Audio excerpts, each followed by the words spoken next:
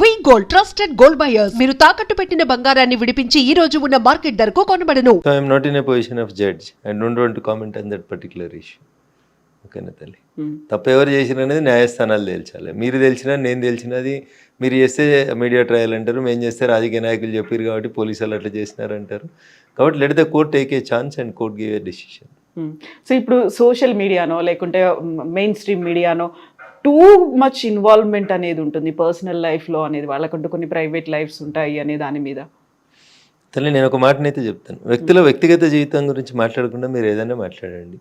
సిద్ధాంతపరంగా రాజకీయం మాట్లాడుండ్రి, రాజకీయ నాయకుడు చేసిన తప్పుల్ని ఎత్తి చూపుండ్రి. కానీ రాజకీయ నాయకులు కానీ ఇంకెవరు కానీ ఆ విషయానికి వస్తే, మీడియా మిత్రుల విషయానికి వచ్చినా, ఎవరి విషయానికి వచ్చినా వ్యక్తుల వ్యక్తిగత జీవితం గురించి మాట్లాడకుండా ఉంటే అందరికీ మంచిది. ఓకేనా తల్లి, గురువింద గింజ తన నలుపెరగదు అన్నట్టు అన్ని రంగాల్లో అందరికి ఉండాల్సినటువంటి తప్పులు, అందరు చేయాల్సినటువంటి తప్పులు, అందరూ తెలిసి చేసినా తెలియక చేసినా ఎక్కడో ఒక దగ్గర పొరపాటు చేయడం ఏదో జరిగి ఉంటాయి. వాటినే మీరు భూతద్దంలో పెట్టి చూపి వాటినే పెద్ద ఇష్యూలాగా చేసి చూపెట్టాలనుకోవడం అనేది బాధాకరమైనటువంటి ఇష్యూ. ప్రతి వ్యక్తికి వ్యక్తిగతమైనటువంటి జీవితం ఉంటుంది, దాంట్లో ఎవరు ఇన్వాల్వ్ కాకుండా ఉంటే అందరికీ మంచిది. సో వ్యక్తిగత జీవితం ఉన్నట్లే వ్యక్తిగతంగా వాళ్ళకి స్వేచ్ఛ అనేది ఉంది, ఫ్రీడమ్ ఆఫ్ ఎక్స్ప్రెషన్ అనేది ఉంది, దాంతో వాళ్ళు చూపిస్తున్నారు అని. మీ ఫ్రీడమ్ ఆఫ్ స్పీచ్ ఎంతవరకు ఇచ్చింది రాజ్యాంగం అనేది ఫస్ట్ మీకు తెలియాలి. నాకు సరి కళ్ళు కనబడతలేవు, నేను పొద్దున 5 గంటలకు వాకింగ్ పోతున్నా అనుకోండి, పోయేటప్పుడు నేను తోడుగా కుక్కలు వస్తున్నాయని అనుకోండి, ఇబ్బంది పడతాయని చెప్పి చేతిలో కట్టి పట్టుకుని పోతాను. చేతిలో కట్టి పట్టుకుని నేను వ్యాయామం చేస్తున్నా కదా అని చేతులు ఇట్లా తిప్పుతాను. ఈ తిప్పేది పక్కనున్న వాళ్ళకి తాకనంతసేపు నాకు స్వేచ్ఛ, అది పక్కనున్న వాళ్ళకి తాకితే నా స్వేచ్ఛ ఎట్లయితుంది, పక్కనున్న వాళ్ళ స్వేచ్ఛకు భంగం కలిగిస్తూ ఉంది. ఇది ఈ సన్నని గీత మీరు అర్థం చేసుకుంటలేరు, అది మీడియా అర్థం చేసుకుంటలేరు, ఇంకెవరు అర్థం చేసుకుంటలేరు. ఏది పడితే అది రాస్తాం, ఏది పడితే అది మాట్లాడతాం, చేతిలో మైక్ ఉంది కదా అని ఎవరిని పడితే వాళ్ళని విమర్శిస్తామని అంటే ఎవరైనా ఎట్లా ఊరుకుంటారు. ఏ ఫ్రీడమ్ ఆఫ్ స్పీచ్ అయితే మిమ్మల్ని మాట్లాడమని చెప్పిందో ఆ ఫ్రీడమ్ ఆఫ్ స్పీచ్ అనేది అదే భారత రాజ్యాంగం నాకు కూడా కొన్ని హక్కులు ఇచ్చింది. నా వ్యక్తిగత జీవితం గురించో, మీ వ్యక్తిగత జీవితం గురించో, ఎల్లయ్య వ్యక్తిగత జీవితం గురించో మాట్లాడే హక్కు మీకెక్కడుంది? మీరెవరు అసలు మాట్లాడడానికి? చేతిలో మీడియా ఉందని, చేతిలో మైక్ ఉందని ఎవరి గురించి పడితే వాళ్ళ గురించి ఏది పడితే అది మాట్లాడతామంటే ఎంతవరకు సబబు అనేది ఆలోచించుకోవాలి దయచేసి. I'm not pin pointing out anybody. వ్యక్తుల వ్యక్తిగత జీవితాల్లోకి పోవడం అనేది తప్పు. ఎవరు పోయినా ఎవరికి ఎంత లిమిటేషన్ ఉండాలో చట్టం ఒక లిమిటేషన్ పెట్టింది. ఆ లిమిటేషన్ దాటకుండా ఉంటే అందరి ఆరోగ్యాలకు మంచిది. అది మేమైనా మీరైనా. ఎగ్జాక్ట్లీ. సో ఇలాంటిదే ఇంకొక చర్చ 15 రోజుల కింద వచ్చింది, స్త్రీలు ఎలాంటి చీర కట్టుకోవాలా, వాళ్ళ వస్త్రధారణ ఎలా ఉండాలి అనే దాని మీద మీ ఒపీనియన్ ఏంటి?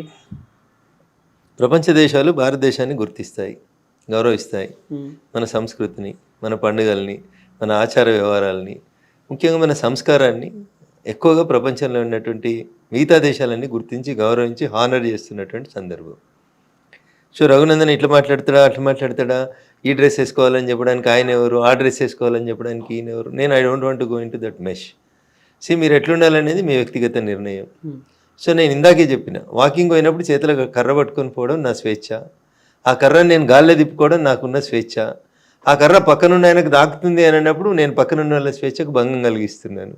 సో నేను ఎంతవరకు ఉండాలి అంటే నా చేతిలో ఉన్న కర్ర నా లిమిట్లో ఉండాలి, పక్కనున్న వాళ్ళకి నష్టం కలిగించినంత వరకు, ఇబ్బంది కలిగించినంత వరకు నేను ఏం చేసుకున్నా ఏమనుకోరు.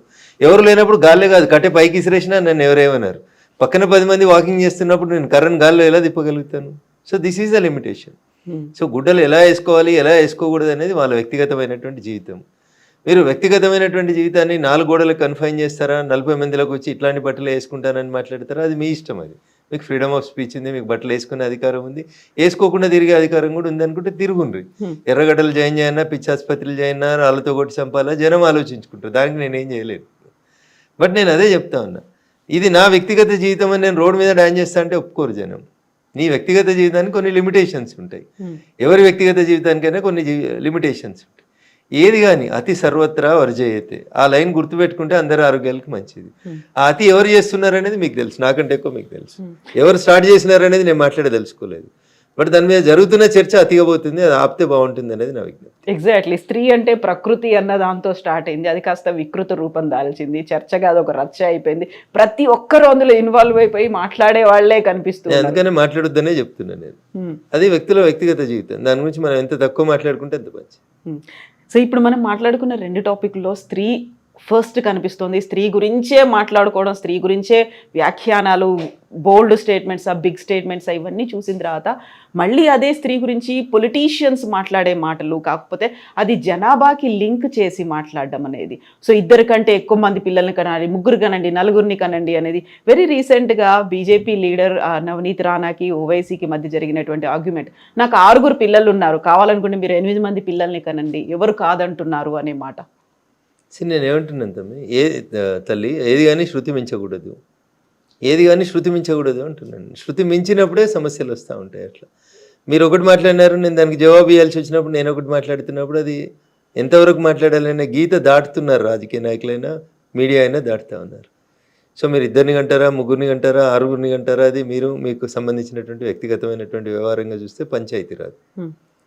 But when it is mixed with the demography of the country, తప్పకుండా బీజేపీగా బాధ్యత గల వ్యక్తులుగా, దేశం కోసం ఆలోచించే వ్యక్తులుగా మేము మాట్లాడాల్సి వస్తుంది. మాకు అల్లా ఇచ్చిండు, మేము 12 మందిని కంటామంటే కుదరదు అంటున్నాం. ఒక దేశంలో ఉండాలనుకుంటే అందరం ఒకే రకంగా ఉండాలని కోరుకుంటున్నాం. సో యూనిఫామ్ సివిల్ కోడ్ రావాలని కోరుకుంటా ఉన్నాం. యూనిఫామ్ సివిల్ కోడ్ ఎందుకు రావాలనే చాలామందికి అర్థం కాకుండా ఏది పడితే అది మాట్లాడుతుంటారు. కవిత గారు, యూనిఫామ్ సివిల్ కోడ్ అంటే కామన్గా ఆలోచించారు. మీరు ఒక ఆడపిల్లగా మీ ముందు ఈ విషయం నేను మంచి తలుచుకున్నాను. ఒక క్రిస్టియన్ మ్యారేజ్ చేసుకున్నటువంటి ఆడపిల్ల డైవర్స్కి అప్లై చేసుకోవాలనుకుంటే after marriage she has to wait for 2 years తల్లి. ఒక హిందూ మ్యారేజ్, మీరు హిందూ సనాతన ధర్మం ప్రకారం పెళ్లి చేసుకుంటే మీరు డైవర్స్కి పోవాలంటే 6 months you should wait for 1 year తల్లి. పెళ్ళి అయిన 1 year తర్వాతనే మీరు డైవర్స్కి పోగలుగుతారు. తెల్లారే డైవర్స్కి పోతా అంటే కుదరదు, 6 నెలలకు పోతా అంటే కుదరదు. హిందూ మ్యారేజ్ యాక్ట్ ప్రకారం 1 year గ్యాప్ ఉండాలి. క్రిస్టియన్ మ్యారేజ్ యాక్ట్ ప్రకారం 2 years ఉండాలి. కానీ ఇస్లాంని పాటించేటోళ్ళు నువ్వు నాకు నచ్చలేదు, లేదా నువ్వు వండిన కూర నచ్చలేదు, తలాక్ అంతే. మీరు విడిపోయినట్టు, మీరు భార్య కాదు ఆయన భర్త కాదు అన్నట్టు. ఫోన్లో చెప్తే తలాక్. ఒక దేశంలో ఉంటున్నప్పుడు, ఒక దేశ రాజ్యాంగాన్ని గౌరవిస్తున్నప్పుడు, పొద్దున్న లేస్తే డాక్టర్ బిఆర్ అంబేద్కర్ గారు చెప్పినటువంటి రాజ్యాంగాన్ని చేతిలో పట్టుకొని భారత రాజ్యాంగాన్ని గౌరవించమని చెప్తుంటున్నప్పుడు మరి చట్టం ముందు అందరూ సమానులే కదా. అదే పంచాయతీ వస్తూ ఉంది, అక్కడే గొడవ వస్తూ ఉంది. మీరు 4 పెళ్ళిళ్ళు చేసుకుంటే తప్ప అని చాలామంది అడుగుతూ ఉంటారు. 4 కాకపోతే 40 చేసుకో, తప్పు కాదు. అది ఇష్యూ ఎక్కడ వస్తుంది? మీరు పెళ్ళి ఎందుకు చేసుకుంటున్నారు? ఆ అమ్మాయిని ఆడపిల్లలా గౌరవించడానికి పెళ్లి చేసుకుంటలేరు. మీరు పెళ్ళి ఎందుకు చేసుకుంటున్నారు? ఆమెను పిల్లలు పుట్టించే మిషన్ లాగా వాడుకుంటున్నారు. భారతదేశంలో ముస్లింల జనాభాను పెంచుతందుకు, హిందువుల సంఖ్యను మైనార్టీకి తీసుకొచ్చేందుకు మీరు ఒక పెళ్లి కాదు 4 పెళ్లి చేసుకొని 40 మందిని కంటాం. అంటే 1 × 1 1 + 1 2 ఉండి, అంటే మేమిద్దరం మాకిద్దరని హిందువులు జనాభా నియంత్రణను పాటిస్తుంటే మీరు మాత్రం ఒక వ్యక్తి 4 స్త్రీలను చేసుకొని 40 మందిని, కానీ ఇక్కడ ఒక కుటుంబం 2గా ఆగిపోయి ఉంటే వాళ్ళు 40 మందిగా పెరిగిపోతూ ఉంటే, భారతదేశానికి స్వతంత్రం వచ్చినప్పుడు ఈ దేశంలో ముస్లింల జనాభా ఎంత, 75 సంవత్సరాల తర్వాత పెరిగిన ముస్లింల జనాభా ఎంత అనేది చర్చ జరిగితే మీ వెన్నులో చలి పుడుతుంది. కవిత గారు, మీరు చూస్తుండగా మీకు కూతురు ఉంటే ఆ కూతురు భవిష్యత్తు ఏందనేది ఒకసారి మీరు ఆలోచిస్తే, ఈ క్యాలిక్యులేషన్స్ అన్ని కౌంట్ చేసి చూస్తే భయపడతారు. మీరు నాకంటే ఎక్కువ మాట్లాడాల్సినటువంటి పరిస్థితులు మీకు సమాజం కల్పిస్తుంది. అక్కడ చర్చ వస్తూ ఉంది. అక్కడ నవనీత్ రాణా గారు మాట్లాడినా, ఎవరు మాట్లాడినా ఎందుకు మాట్లాడుతున్నారు అనేది మీరు ఆలోచించుకోవాలి. మీరు ఏమనుకుంటున్నారు? ఇప్పుడు నేను సేఫ్గా ఉన్నా, నాకేమైంది అని అనుకుంటున్నారు. మీకు తెలియకుండానే మీ జనాభా 70కి తగ్గిపోయింది. మీకు తెలియకుండానే వాళ్ళ జనాభా 20 దాటింది. 20 దాటితేనే ఇన్ని అరాచకాలు చూస్తూ ఉన్నాం ఈ దేశంలో మనం. రేపు ఒకవేళ వాళ్ళ జనాభా 40కి వస్తే ఎన్ని అరాచకాలు వస్తాయి అనేది ఒకసారి ఆలోచించుండ్రి. వాళ్ళు స్త్రీని ఓన్లీ ప్రొడక్షన్ మిషన్గా చూస్తూ ఉన్నారు. వాళ్ళు పిల్లల్ని పుట్టించి ఒక యంత్రంలాగా చూస్తూ ఉన్నారు. అంతకుమించి గొప్పగా ఏముంది? వాళ్ళు స్త్రీని గౌరవించిన సందర్భం ఏముంది? భారతదేశంలో హిజాబ్ కట్టుకుంటామంటారు, బుర్కా వేస్తామని చెప్తారు. ఇస్లామిక్ దేశం ఇరాన్లో ఏం పంచాయతీ నడుస్తుంది? కొమైనికి వ్యతిరేకంగా పంచాయతీ ఎక్కడ నడుస్తూ ఉంది? ఏం తీసేస్తున్నారు ఆడపిల్లలు? హిజాబ్ని పబ్లిక్లో ఇప్పుడు వారేస్తున్నారు. మాకు హిజాబ్ వద్దంటున్నారు, బుర్కాలు వద్దంటున్నారు. ఈడనేమో వీళ్ళు కావాలంటున్నారు. ఆచారాల పేరిట వీళ్ళు అరాచకాన్ని సృష్టించాలి ఈ దేశంలో, హిందువులని మైనార్టీలుగా చేయాలని చూస్తూ ఉన్నారు. రేపు మీ కూతురు పెళ్ళి అయ్యేసరికో, మీ మన్మరాలు పెళ్ళికి వచ్చేసరికో ఈ దేశం ఇస్లామిక్గా మారితే మీ కూతురు లేదా మీ మన్మరాలు భవిష్యత్తు ఏంది? ఏం ఆలోచిస్తున్నారు మీరు? ఎందుకు ఈ అతిగా ఎందుకు ఆలోచిస్తూ ఉన్నారు? హిందుత్వం గురించి మాట్లాడితే తప్పు, వాళ్ళు 1/2 డజన్ మందిని కన్నా, డజన్ మందిని కన్నా వాళ్ళకి ఏం తప్పు లేదు, మనోళ్ళు మాట్లాడొద్దు జనాభా గురించి, మనోళ్ళు మాట్లాడొద్దు పిల్లల గురించి, ఇదేం రూలు? ఒకసారి చదువుని చరిత్రను. 1947లో ఈ దేశం మతం పేరిట పాకిస్తాన్ భారతదేశంగా విడిపోయిన రోజు పాకిస్తాన్లో ఉన్నటువంటి హిందువుల సంఖ్య ఎంత? 2026లో ఈరోజు పాకిస్తాన్లో ఉన్న హిందువుల సంఖ్య ఎంత? ఒకసారి చూడురు లెక్క. భారతదేశం విడిపోయిన రోజు భారతదేశంలో ఉన్న ముస్లింల జనాభా ఎంత, భారతదేశంలో ఉన్న హిందువుల జనాభా ఎంత చూడుండ్రి.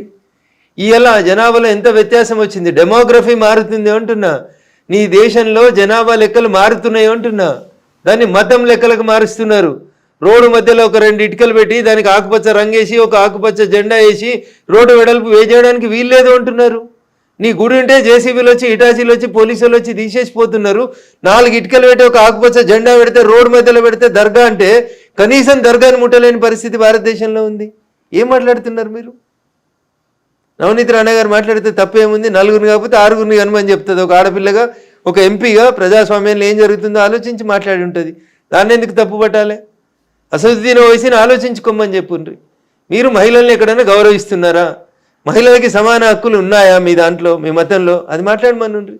ఏదో ఒక రోజు ఈ దేశానికి హిజబ్ కట్టుకున్న ఆడబిడ్డ ప్రధానమంత్రి అవుతుందని మాట్లాడతాడు. అరే మీ దారుసలాంలో నీ ఎంఐఎం పార్టీలో ఎవరున్నారో చెప్పు. 7 ఎమ్మెల్యేలు ఉన్నారు, ఒక మహిళకి ఇచ్చినవా?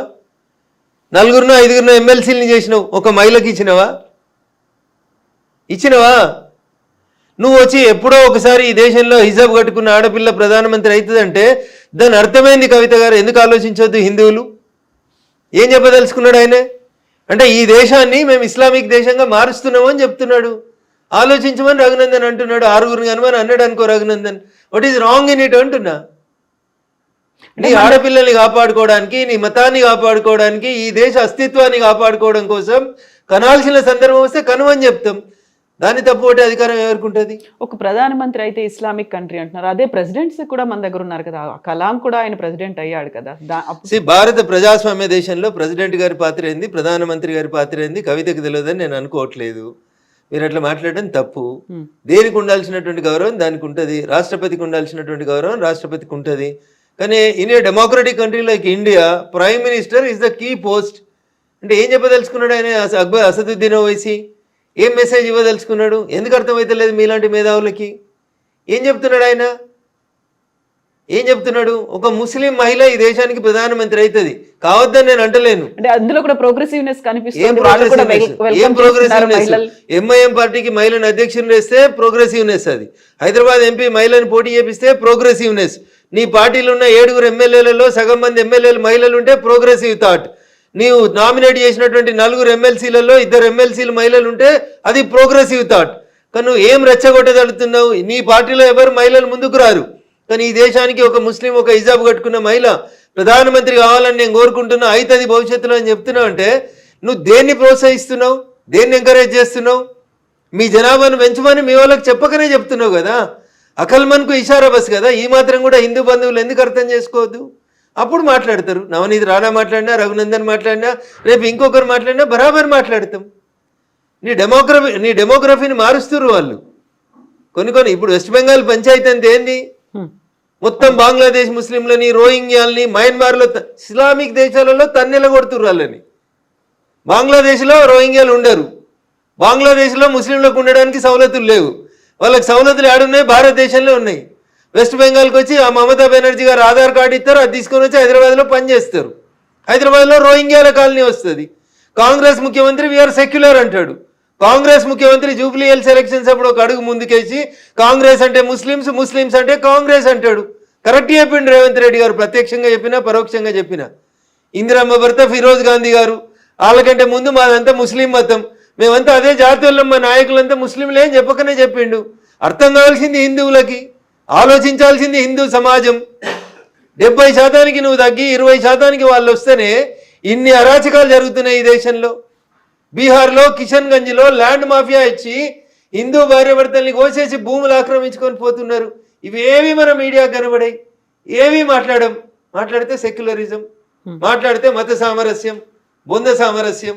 రేపు బొంద పెడతానికి జాగలు కూడా ఉండేవి మీకు. ఉంటే గింటే మా తరం మా తర్వాత తరానికి ఏమైనా ఉంటుండొచ్చు. ఇప్పుడు కూడా హిందువులు కోలుకోకపోతే, మేలుకోకపోతే, వాళ్ళ అరాచకాలు ఇట్లే కంటిన్యూ చేయనిస్తే ఇంకా మనం హిందువులు మైనార్టీలు అయితే ఈ దేశంలో ఈ దేశ చరిత్ర కష్టమవుతుంది. ప్రపంచంలో హిందుత్వానికి కష్టం వస్తుంది. కాబట్టి కొందరు మాట్లాడుతున్నారు. దాన్ని పాజిటివ్ అర్థం చేసుకోండి. నెగటివ్ ఎందుకు తీసుకుంటారు? బరాబర్ మాట్లాడతారు, తప్పకుండా మాట్లాడతారు. మాట్లాడాల్సిన సందర్భం వచ్చినప్పుడు మాట్లాడతారు. నా మతాన్ని మాట్లాడుకోవాలన్న రోజు, నా మతాన్ని కాపాడుకోవాలనుకున్న రోజు బరాబర్ అందరం మాట్లాడతారు. కాకపోతే బీజేపీ అనగానే హిందూ మతం గురించి, కాంగ్రెస్ అంటే ముస్లిం అన్నట్టుగా అదే మేము భావన. ఎక్కడైనా ముస్లింలకు అన్యాయం చేసినామా? మేము ఎక్కడైనా సిలిండర్లు ఇచ్చేటప్పుడు మీరు ముస్లిం కాబట్టి మీకు సిలిండర్ ఇవ్వద్దని చెప్పినామా? మేము ఎక్కడైనా రోడ్ వేసేటప్పుడు ఇదంతా ముస్లిం బస్సు ఇక్కడ రోడ్ వేయకమని చెప్పినామా? ఏం మాట్లాడతారు కవిత గారు? బైన్సాల చూడు ఏం జరుగుతుందో. ఎంఐఎంఓడు మేయర్ అయితే హిందువుల ఇళ్ళ దిక్కు రోడ్ వేయ అంటాడు, నల్లా నీళ్ళు ఇయ్య అంటాడు. ఒకసారి చూడు ఏం జరుగుతుందో. బైన్సాకు ఇంటర్వ్యూ చేయండి ఒకసారి, తెలుస్తుంది. సకినాల మీద ఏం చేసిర్రో చూడు, హిందువుల మీద దాడులు ఎట్లా జరిగినాయో చూడు బైన్సాలో. ఇవేవి పనికిరావు మనకి. వాటి గురించి రఘునందన్ ఎందుకు మాట్లాడతాడంటాడు వాడు బైన్సాకి వెళ్ళి. ఎవరు మాట్లాడాలి? రఘునందన్ మాట్లాడకపోతే నువ్వు మాట్లాడు. బైన్సాలు ఉన్న హిందువులు మాట్లాడుండ్రి. బైన్సా పీస్ఫుల్గా ఉందా చెప్పుండ్రి. బైన్సాలో హిందువులు ముస్లింల సంఖ్య సమానమైనప్పుడు హిందువుల పట్ల ముస్లింల వ్యవహారం ఎట్లుందో అడుగుండ్రు ఒకసారి. ఇవెందుకు అడిగారు? ఇవెందుకు ఆలోచించారు? ఒక్కసారి ఎవరో ఒకరు మాట్లాడగానే దాన్ని భూతద్దలో పెట్టి ఎందుకు చూస్తుంది మీడియా? బరాబర్ మాట్లాడతాం. నా మతానికి కష్టం వచ్చినప్పుడు, నా మతం మీద దాడి జరుగుతున్నప్పుడు, ఈ మతం ఉనికికే ప్రమాదం వచ్చినప్పుడు మాట్లాడకపోతే ఇంకెప్పుడు మాట్లాడతారు? ఇంత మాట్లాడుతున్నటువంటి ఆర్ఎస్ఎస్ చీఫ్ మోహన్ భాగవత్ ఆయన పెళ్లి చేసుకోలేదు, ఆయనకు పిల్లలు లేరు, బట్ వాళ్ళే ఎందుకు మాట్లాడుతున్నారు? ఇప్పుడు మీకు బాధ్యత లేదు, మీరు బాధ్యతగా వ్యవహరించారు. బాధ్యతగా ఉండాల్సిన మీడియా బాధ్యత తీసుకోదు. వారు ఈ దేశం కోసం తన జీవితాన్ని అంకితం చేసి దేశం కోసం పనిచేస్తూ ఏది మంచి ఏది చెడు అని చెప్తున్నారు. హిందుత్వాన్ని కాపాడకపోతే ఏం నష్టం జరుగుతుందో చెప్తారు. దానికి పెళ్ళే కావాల్సిన అవసరం ఏముంది? 4 పెళ్లిళ్ళు చేసుకున్నటువంటి అసదుద్దీనో 5 పెళ్లిళ్ళు చేసుకున్నటువంటి ఇంకొక ఆయన్నో వాళ్ళ మతం గురించి మాట్లాడతలేరా? ఆడ తప్పెందుకో కనబడతలేదు మీకు. మరి వీడు ఏకపత్ని వ్రతుడు కాదు, వీడు ఇట్లా సిద్ధాంతాలు వల్లిస్తాడని చెప్పిరా మీరు? పెళ్లి చేసుకోకపోవడం నేరమా? దేశం కోసం జీవితాన్ని అంకితం చేయడం నేరమా? అట్లాంటి వాళ్ళు అంకితం చేసిరు కాబట్టి మీలాంటి వాళ్ళు కళ్ళు తెరుచుకోవాలని కోరుకుంటున్నాం కదా. కాకపోతే వాళ్ళు మాట్లాడుతున్నారు, వాళ్ళకి లేరు, వాళ్ళు పెళ్లి చేసుకోలేదు కదా, ఇంకొకరిని ఎవరినో కనమని చెప్పే బదులు వాళ్ళ ఇంట్లో వాళ్ళు చూసుకోవచ్చు కదా అనే ఒక మాట ఉంటుంది కదా. తప్పేముంటుంది దాంట్లో అంటున్నా. వాళ్ళు 100% ఈ దేశ హితం కోరుతూ మాట్లాడుతున్నారు. వాళ్ళు హిందూ సమాజ హితం కోరి మాట్లాడుతూ ఉన్నారు. దాంట్లో వారికి స్వార్థం ఎక్కడుంది? రఘునందన్ రావు వారికి ఒక కుటుంబం ఉండి, వారికి ఒక కొడుకునో ప్రధానమంత్రినో ముఖ్యమంత్రిని చేయాలనే స్వార్థం ఉండి మాట్లాడితే దాన్ని తప్పు పట్టాలి. అరే నేను పుట్టింది ఈ దేశం కోసం, నేను చచ్చేది ఈ దేశం కోసం అని అన్నీ వదిలేసి సర్వసంగ పరిత్యాగులై 24/7 ఈ దేశం కోసం హిందుత్వం కోసం ఆలోచించే మోహన్ భగవత్ గారులను పట్టుకొని మీరు పెళ్లి ఎందుకు చేసుకోలేదు, మీరు మాకు ఎందుకు బోధిస్తున్నారు అని అడిగితే నన్ను అడగమంటే ఇంకో మాట్లాడుతా. అన్నం తింటురా గడ్డి తింటురా అని కూడా అడుగుతాను నేను. వారు ఏం చెప్తున్నారు? వారి కోసం పనిచేయమని అడుగుతుండ్రా? జెండా కోసం పనిచేయమని అడుగుతుర్రా? దేనికోసం పనిచేయమని అడుగుతున్నారు? ఎవరి కోసం పనిచేయమని అడుగుతుండ్రు? ధర్మాన్ని రక్షించమని చెప్పురు. ఆ ధర్మం ప్రపంచానికి అవసరం అని చెప్తున్నారు. దాంట్లో తప్పేం కనబడింది మీకు? మీకు కూడా ఒకరే. సో నేను తెలియక చేసిన పొరపాటు అది. సరిదిద్దుకోవడానికి అవకాశం వచ్చింది కాబట్టి నా కూతురికి చెప్పిన, 3 గాను 4 గాను బిడ్డ. ఇప్పుడు 2 ఆడపిల్లలు, ఆ తర్వాత ఇంకిద్దరినైనా కానీ తల్లి అని చెప్పినాను. నష్టమేం లేదు అని చెప్పినాను. What is wrong in it? నేను పొరపాటు చేసినాను, నాకు తెలియక చేసినాను, నేను సరిదిద్దుకుంటున్నాను. That's great. Yeah, what is she saying? ఏమంటున్నారు మీ అమ్మాయి? ఓకే అన్నది, దానికి తప్పేముంది, చేస్తా డాడీ అన్నది. Okay, that's great. Best wishes to her. Thank you. So ఇప్పుడు మనం కొంచెం ఈ హిందువుల దగ్గర నుంచి పక్కకు వచ్చేస్తే, గాదే ఎన్ఐఏ అరెస్ట్ చేసిన తర్వాత వచ్చినటువంటి రాజ్యం పెట్టినటువంటి కష్టంలో భాగంగా ఇప్పుడు ఆయనకి బెయిల్ రావట్లేదు. ఒక అనాథలకి ఆయన అమ్మా నాన్నగా ఉండి సేవలు చేస్తున్నారు. ఇప్పుడు రీసెంట్గా వాళ్ళ మదర్ కూడా చనిపోయారు నిన్న సాయంత్రం. సో ఆయన రిలీజ్ చేస్తారా చెయ్యరా? రాజ్యమే చంపింది వాళ్ళ అమ్మని అనేటువంటి కామెంట్స్. ఎక్కువ ఫ్రీడమ్ ఆఫ్ స్పీచ్ ఇస్తే, ఎక్కువ మాట్లాడనిస్తే ఇవే మాట్లాడతారు. ఓకేనా తల్లి? ఇంతకంటే ఎక్కువ దాని గురించి నేను మాట్లాడాల్సిందే ఏం లేదు. సోషల్ మీడియాలో వచ్చింది, నేను మిమ్మల్ని అడుగుతున్నాను. పోలీసు వాళ్ళని చంపిన రోజు రాజ్యం లేదా? ఎవడిచ్చింది నీకు అధికారం? ఏ డెమోక్రసీ ఇచ్చింది? పోలీసు వాళ్ళని చంపే అధికారం నీకెక్కడిది? నువ్వు మంచిగా ఉండాలి కానీ నీ పక్కింటోడు తుపాకీ పట్టుకొని పోవాలనే ఉద్బోధన నువ్వెట్లా చేస్తావు? మోహన్ భాగవత్ గారు అది చేస్తలేరు కదా. ఆయనే దేశం కోసమే పనిచేస్తుండు, మనల్ని దేశం కోసమే పనిచేయమని అడుగుతున్నారు. వీళ్ళేం చేస్తారు? వీళ్ళు సమాజంలో పెద్ద మనుషులం, పేరున్నోళ్ళమని పేరు తెచ్చుకోవాలి. వీళ్ళు మాత్రం పక్కింటోళ్ళ పిల్లల్ని జడగొట్టి తుపాకీ పట్టుకోమని జడగొట్టాలి. ఇదా మీరు చెప్పేది? దానికి రాజ్యమో హింస చేసిందా? ఏ రాజ్యం గురించి మాట్లాడుతురు? ఏ రాజ్యాంగం గురించి మాట్లాడుతురు? అంబేద్కర్ గారు రాసిన రాజ్యాంగం మిమ్మల్ని తుపాకీ పట్టుకోమన్నదా? అంబేద్కర్ గారు రాసిన రాజ్యాంగం ప్రజల చేత ఎన్నుకోబడినటువంటి ప్రభుత్వాన్ని కూలదోయమని చెప్పిందా? అది ప్రజాస్వామ్యం కాదా? మీరు అంబేద్కర్ గారి కంటే ఎక్కువ ఆలోచిస్తారా? మీకు అంత తెలుసా డెమోక్రసీ? మీరు అంత చదివిరా భారత రాజ్యాంగాన్ని? ఏది పడితే అది మాట్లాడడం ఫ్యాషన్ అయిపోయింది రిపోర్టర్ మిత్రులందరికీ. ఏం చెప్పింది? రాజ్యం హింస చేసిందా? ఇప్పుడు నేను మిమ్మల్ని కత్తిపెట్టి పొడుస్తుంటే మీరు నన్ను పొడవరా? కత్తిపెట్టి పొడుస్తుంటే సంపేరే నిల్చుంటారా? ఏం మరి నేనైతే నిల్చు. బట్ పవర్ ని మిస్యూజ్ చేస్తున్నారు అనే మాట. మీకేం తెలుసు పవర్ గురించి? వాళ్ళ జైలుకు పోతున్నటువంటి పెద్ద మనుషుల్ని ఏం పని చేయమని చెప్పింది సమాజం, ఏం పని చేయమని చెప్పింది రాజ్యాంగం, వాళ్ళు ఏం చేస్తారో మీకు ఏం తెలుసు? ఏం తెలుసు అంటున్నా? ఏం తెలుసు అని మాట్లాడుతున్నారు మీరు? ఎవరి గురించి తెలుసు మీకు? చనిపోయిన ప్రొఫెసర్ గురించి తెలుసా? బతుకున్న ఇన్నయ్య గారి గురించి తెలుసా? ఎవరి గురించి తెలుసు మీకు? ఏం తెలుసు మీకు? ఏం తెలుసు చెప్పుర్రి? వాళ్ళు ఏం పని చేసిరో చెప్పుర్రి. ఏం తెలియకుండా ఏదో మీదికి చూసుకొని వచ్చి మాట్లాడితే ఎట్లా? ఒకసారి డీప్గా పోయి చూడుండ్రి. వాళ్ళు పుట్టింది ఎక్కడ, పెరిగింది ఎక్కడ, వాళ్ళు ఏం చేసిరు, వాళ్ళ జీవితకాలంలో ఏం జరిగింది ఒకసారి గమనించుండ్రి. ఏం తెలుసు అని మాట్లాడతారు? భారత రాజ్యాంగాన్ని గౌరవించిన వాళ్ళని రాజ్యాంగం ఎట్లా గౌరవిస్తుంది? భారత రాజ్యాంగం మీద విశ్వాసం లేదు, ప్రజల చేత ఎన్నుకోబడిన ప్రభుత్వం మీద విశ్వాసం లేదు, మేము ప్రభుత్వాన్ని కూలదోస్తాం, ప్రభుత్వం మీద తుపాకులు పట్టుకొని యుద్ధం చేస్తాం అంటే ఏం చేయాలి ప్రభుత్వం? ఏం చేయాలి ప్రభుత్వం? ఏం చెప్పారు అంబేద్కర్ గారు? 5 ఏళ్ళకు ఒకసారి ఓటేయమన్నారు. మీ ఓటుకి ఎంత విలువ ఉందో నా ఓటుకు అంతే విలువ ఉంది అన్నారు. ధనవంతుని ఓటుకు అంతే విలువ ఇచ్చిర్రు, బలహీనుని ఓటుకు అంతే విలువ ఇచ్చిర్రు, ఆడబిడ్డల ఓటుకు అంతే విలువ ఇచ్చిర్రు, మగవాళ్ళ బిడ్డ ఓటుకు అంతే ఇచ్చిర్రు.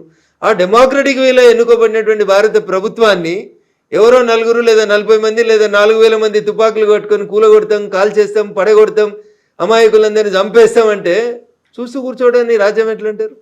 రాజ్యం డ్యూటీ చేయాల్సిందే కదా. భారత రాజ్యాంగం ఏం చెప్తుంది? ప్రజల చేత ప్రజల కొరకు ప్రజలే ఎన్నుకున్నటువంటి ప్రభుత్వం ప్రజల్ని కాల్ చేస్తుంటే ఏం చేయాలి? కాల్ చేస్తుంటే చూస్తూ కూర్చోవాలా? ఏంది రాజ్యం బాధ్యత? ఏంది? మీకు ప్రొటెక్షన్ ఇచ్చుడు కాదా? మిమ్మల్ని ఇట్లా మాట్లాడిస్తుంది అంటే ప్రభుత్వమే కదా మీకు రక్షణ ఇస్తుంది కాదా? భారత ప్రజాస్వామ్యానికి వ్యతిరేకంగా మాట్లాడుతున్న వాళ్ళని, హింసని ప్రేరేపిస్తున్న వాళ్ళని, నేను మంచిగా ఉండాలి కానీ పక్కింటోడు తుపాకీ పట్టుకోవాలని కోరుకునేటోళ్ళని ఖచ్చితంగా రాజ్యం శిక్షిస్తుంది. సో ఇప్పుడు అందులో మీరున్నా ఎవరున్నా ఎల్లయ్యున్నా మల్లయ్యున్నా శిక్షించబడతారు. జనజీవన స్రవంతిలోకి వచ్చారు. ఆ తర్వాత 100కు పైగా పిల్లలకి ఆయన ఒక ఆశ్రమం కట్టించి చేస్తున్నారు. ఒక సేవలు చేస్తున్నటువంటి ఒక పర్సన్ని తీసుకెళ్ళిపోయారు. So I don't want to comment anything more than this. Okay, మీకేం తెలియదు కాబట్టి మీరు అట్లా మాట్లాడుతున్నారు. మాకు తెలుసు కాబట్టి మేము మాట్లాడదు కాబట్టి మాట్లాడతలేదు. ప్రభుత్వం తన పని తాను చేసుకుపోతుంది. ప్రస్తుతం వారి కేసు కోర్టు ముందు ఉంది. నేను ఇంతకంటే ఎక్కువ మాట్లాడలేదు.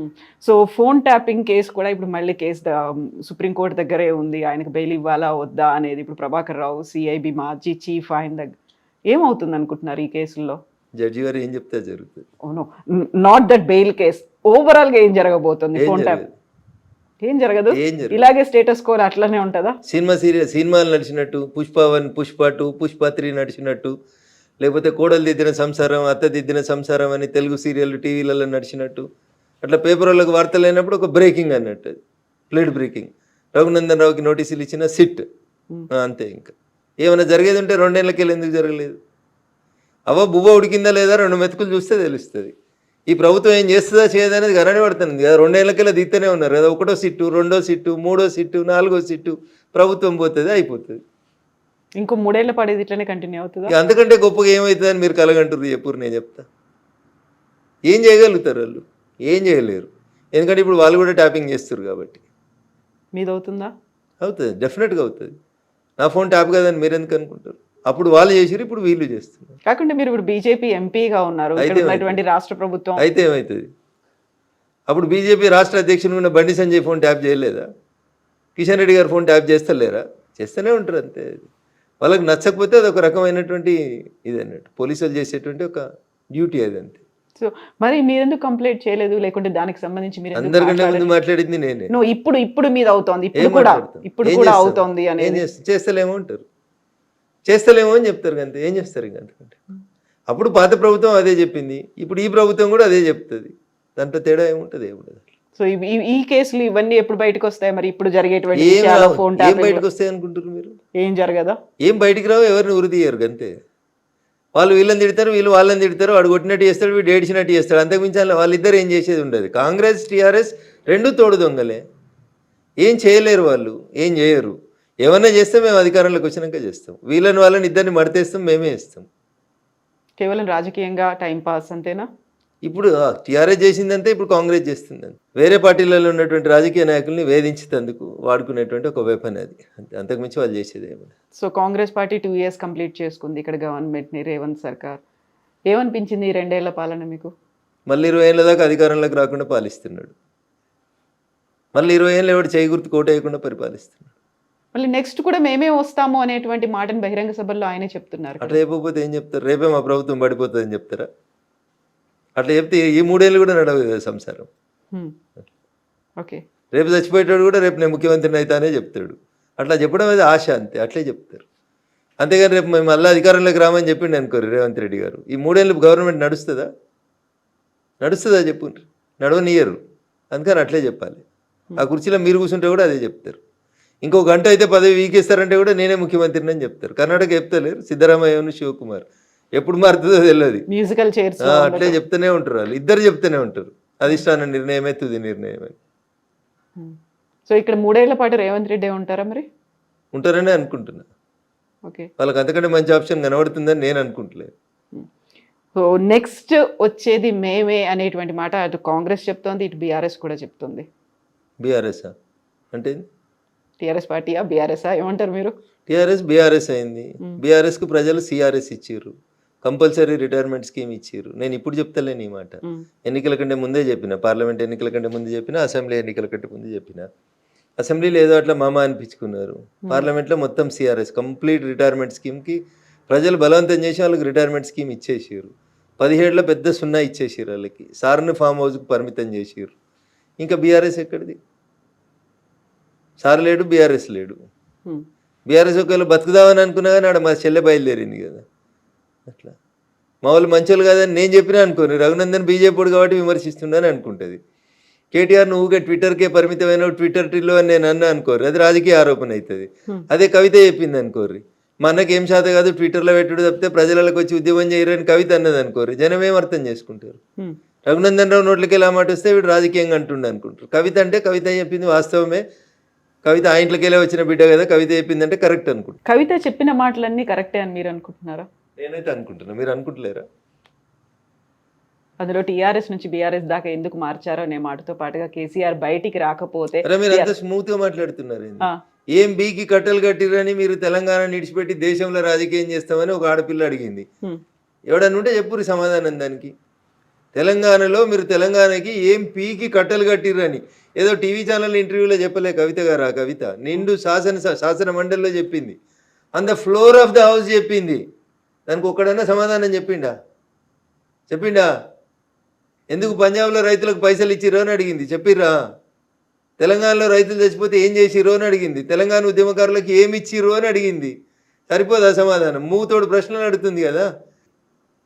శంకరమ్మ అనేటువంటి మలిదశ తెలంగాణ ఉద్యమాన్ని మలుపు తిప్పినటువంటి సోదరుడు శ్రీకాంతాచారి తల్లిని టీఆర్ఎస్ ఎలియాస్ బీఆర్ఎస్ ఎట్లా వంచింది కవిత అంటే, ఇక్కడ గన్ పార్క్లో నిలబెట్టి కాల్ చేయాలి వాళ్ళని, 2 గన్మెన్లను పంపించి. రేపు అమరవీరుల స్తూపం సెక్రటరేట్ ముంగట కట్టిన అమరవీరుల స్తూపం ఓపెనింగ్ ఉంటే ఎంత చిల్లరగాళ్ళు అంటే, మళ్ళీ చెప్తున్నా, ఎంత చిల్లరగాళ్ళు అంటే ఆ పదం కూడా వాళ్ళకి చిల్లరనే, ఇంకా అది చాలా ఎక్కువ వాళ్ళకి. ఆమెను ఎమ్మెల్సీ చేస్తున్నామని టీవీలలో బ్రేకింగ్ న్యూస్లు నడిపించి ఆమెకి 2 గన్మెన్లను పంపించి అమరవీరుల స్తూపం ఓపెన్ చేసినాక ఆమెకి ఎమ్మెల్సీ ఇవ్వలేదు. ఇంతకంటే నీతి మాలినటువంటి పార్టీ ఏమైనా ఉంటుందా చెప్పుండ్రి? మీలాగా జ్యూస్ తాగలేదు శ్రీకాంత్ సారి, మీలాగా పెట్రోల్ పోసుకొని అగ్గిపెట్టే మర్చిపోలేదు, మీలాగా ఏదో జోక్ కోసం అగ్గిపెట్ట పోసుకొని పెట్రోల్ పోసుకొని అంటు పెట్టుకోలేదు. ఆయనే మలిదశ తెలంగాణ ఉద్యమాన్ని మలుపు తిప్పిన శ్రీకాంతాచారి తల్లికి ఏమిచ్చినావు నువ్వు? 10 ఏళ్ళ నీ పాలనలో 10 పైసలు ఇచ్చినావా నువ్వు? నీ కొడుకుని ఎమ్మెల్యేని చేసుకున్నావు, మంత్రిని చేసుకున్నావు, నీ అల్లుని ఎమ్మెల్యేని చేసుకున్నావు, మంత్రిని చేసుకున్నావు, నీ బిడ్డను ఎంపీని చేసినావు, ఎంపీ ఓడిపోతే ఎమ్మెల్సీ చేసినావు. ఎంత దోసుకున్నావో లెక్కలేనంత దోసుకున్నావు. ఒక్క తల్లి తన కడుపు కోత మలిదశ తెలంగాణ ఉద్యమాన్ని మలుపు తిప్పిన శ్రీకాంతాచారి తల్లికి నీ 10 ఏళ్ళ టెన్యూర్లో ఎమ్మెల్సీ పదవి ఇవ్వడం చేత కానీ మిమ్మల్ని ఏమనాలే? ఇట్టిట కొట్టుకునేటోళ్ళు అనాలి మిమ్మల్ని. ఆ పదం కూడా నా నోట్లోకి వెళ్ళి అనడం దారుణం. ఇంకా ఏం బతుకులు మీ? ఏం బతుకులు అంటున్నా, ఎగిరెగిరి పడుతూ మాట్లాడతారు కదా మీ. ఏం బతుకులు మీ? ఎప్పుడన్నా ఆలోచించిర్రా మీరు? శ్రీకాంతాచారి పెట్రోల్ పోసుకొని తగలబడుతుంటే మేము అందరం డిఆర్డిఓ దగ్గర నపోలోకి పోతే నేను ఎట్లాగో చచ్చిపోతే నాకు తెలుసన్నా, తెలంగాణ వచ్చేదాకా కొట్లాడుండ్రే అని అడిగిండు మమ్మల్ని. వచ్చిండు కదా అదే రోజు ఈ కేటీఆర్ వచ్చిండు, అదే హరీష్ రావు వచ్చిండు. ఏమైంది మీకు? అన్నం తింటురా అసలు? ఆ తల్లికి ఎమ్మెల్సీ ఇవ్వడానికి మీకు కష్టమా? పక్క పార్టీలకు వెళ్ళి తీసుకొచ్చుకున్న దొంగలకు ఎమ్మెల్సీలు ఇస్తారు, రాజ్యసభలు ఇస్తారు, అమ్ముకుంటారు మీరు పదవుల్ని. కడుపు శోకం కంఠ శోష. శ్రీకాంత్ సార్ తల్లికి ఎమ్మెల్సీ ఇవ్వవా 10 ఏళ్ళల్లా? ఏం తప్పు అడుగుతురు? ఎవరు తప్పు అడుగుతురు? నీ బిడ్డను తీసుకొచ్చి ఆగమాగం ఎమ్మెల్సీ చేస్తావు కదా, శంకరమ్మని ఎందుకు చేయవు? నువ్వు ఇచ్చిన రాజ్యసభలు ఎవరికి ఇచ్చినావు? ఎవరు రాజ్యసభలు? నీకు పైసలు ఇచ్చేటోళ్ళు, నీకు దోషి పెట్టేటోళ్ళు, నీకు కంపెనీలు ఇచ్చేటోళ్ళు, గీళ్ళకి నువ్వు రాజ్యసభలు ఇస్తావు. ఎందుకు శంకరమ్మకి ఎందుకు వెళ్ళా రాజ్యసభ? ఏం తక్కువ చేసింది మలిదేశ తెలంగాణ ఉద్యమానికి శంకరమ్మ? సో ఇప్పుడు మీరు ఒక మాట ఈ మధ్య కాలంలో అన్నారు, ఘర్ వాపసి, బీజేపీని వదిలి కాంగ్రెస్ లోకి వెళ్ళిన వాళ్ళు మళ్ళీ తిరిగి వస్తున్నారు, వచ్చే ఆలోచన రావాలని కోరుకుంటున్నాను నేను. వస్తున్నారు అని చెప్పలే, వచ్చిర్రు అని చెప్పలేదు, రావాలని కోరుకుంటున్నా అని చెప్పిన. ఎందుకంటే మీరు మమ్మల్ని వద్దనుకొని పోయిన తర్వాత జరిగిన పరిణామాలన్నీ మీరు ఆలోచించుకొని విఘ్నతతోటి అక్కడ మీకు ఏం గౌరవం లేదు, గుర్తింపు లేదు, కాబట్టి వెనక్కి వస్తే ఇక్కడ కొంచెం గౌరవం గుర్తింపు ఉంటుంది, రండి మిత్రులారా అని చెప్పినమాట వాస్తవం. కాకపోతే అధికార కాంగ్రెస్ పార్టీని వదిలిపెట్టి మళ్ళీ బీజేపీకి వస్తారంటారా? ఎప్పుడు పుట్టి మునుగుతుందో తెలియనాడు ఆ పుట్టిలో ఎవరు ట్రావెల్ చేస్తారు కవిత గారు? గోదావరి నడి మధ్యలో ఉన్నారు, పుట్టికి రంధ్రం పడ్డది, పుట్టి ఎప్పుడు మునుగుతుందో తెలియదు. అట్లాంటప్పుడు ఎందుకు ఉంటారు అందులో? ఎవరుంటారు? రాజకీయ నాయకుడు అనేటోడు తానున్న పార్టీ బతకాలి, తాను బతకాలి, ప్రజలకు సేవ చేయాలని అనుకుంటే ఆలోచించుకుంటాడు. మునుగాలే చావాలనుకుంటే నేనేం చేస్తా కవిత గారు? సో రాష్ట్రంలో ఉన్న కాంగ్రెస్ పరిస్థితి ఎట్లా ఉంది, దేశవ్యాప్తంగా ఉందా మొత్తం? సో దేశంలో కాంగ్రెస్ ఉందా? 28 రాష్ట్రాల్లో 3 రాష్ట్రాలకు కన్ఫైన్ అయిన వాళ్ళు ఉన్నారా? ఏ రాష్ట్రంలోనే పోటీ చేస్తే సింగిల్ డిజిట్ వచ్చిందా? ఢిల్లీలో 3 సార్లు అసెంబ్లీకి ఎన్నికలు జరిగినాయి, ఒక్క సీట్ అన్నా గెలిచిర్రా కవిత గారు?